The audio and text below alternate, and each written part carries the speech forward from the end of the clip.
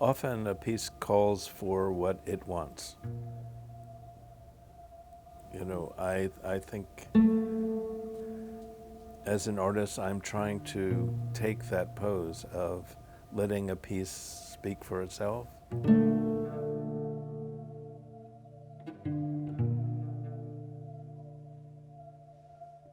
And I feel that way making images, I feel that way setting up shows. So we've done this show 5 times, and maybe 8 or 9 pieces we've done in all 5 places. Clearly, every situation is going to be different. For me, I'm trying to make sure that it works, not just on the most obvious level, but at all levels in terms of tonality and the way people pass through it.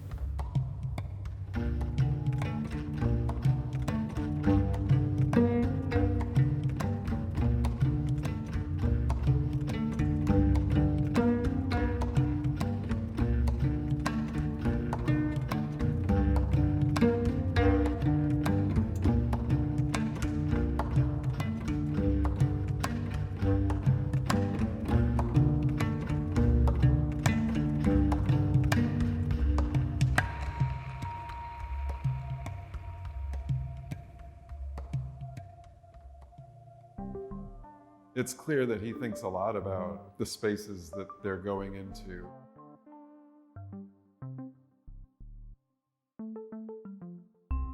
A video in a space for him is a tangible sort of physical thing.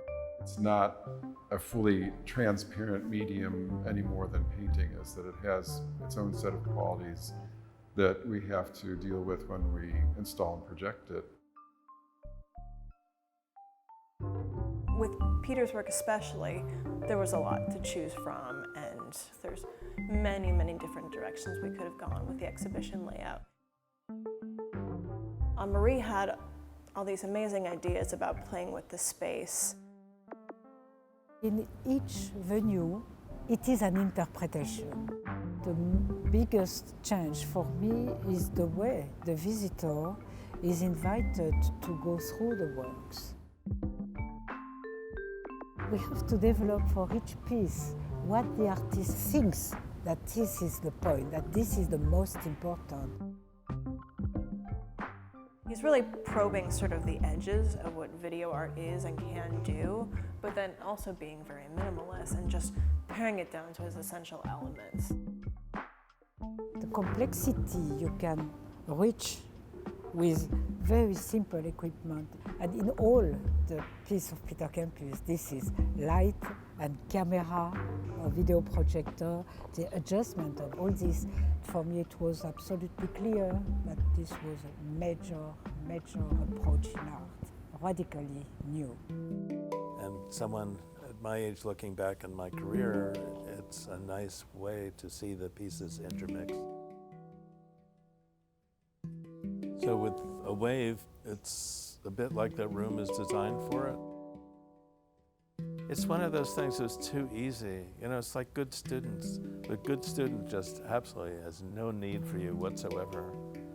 And a wave had no need for me whatsoever. It was just there. I mean, it just is encompassing. You can then walk over and look down on optical sockets, which is supposed to be talking about a pyramid shape, except the apex of the pyramid is imaginary. And I think you can look down and see people walking around in it is also very interesting. It's very obviously an interactive piece. It doesn't really exist until you get a person in the middle of the space, and then they experience this almost sort of cubist dissociation. So when you're looking at yourself in the monitor, you're not seeing yourself, really. You're seeing this composite of 4 views, and as you move away from the center, you come apart as an image. It does relate really strongly to the work Convergence that's just a few yards away here. It's another 4-channel work done at the other end of his career. I have always been interested of the connection between optical sockets and convergence d'image vers le port. because in one, involving the viewer, it is a space to be performed and experiment by visitor.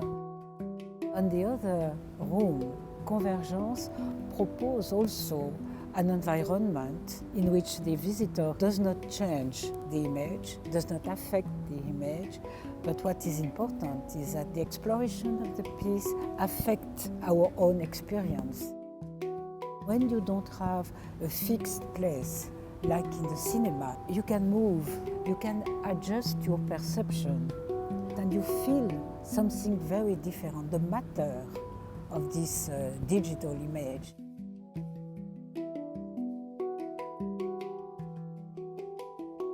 Interface is really interesting because it's such a simple concept. You know, it's just a metal frame with a piece of glass, and then you can see yourself reflected in it.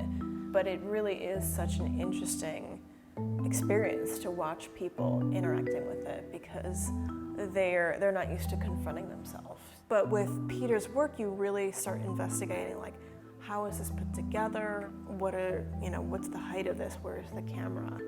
It takes time to experience each of these. You're always kind of questioning yourself in relation to the images that are formed. So there's things like that he's, built into the making of the work that are inherent to its meaning as well. Conceptually, you can describe, you can imagine, but experiencing is really another way of understanding that you can't replace.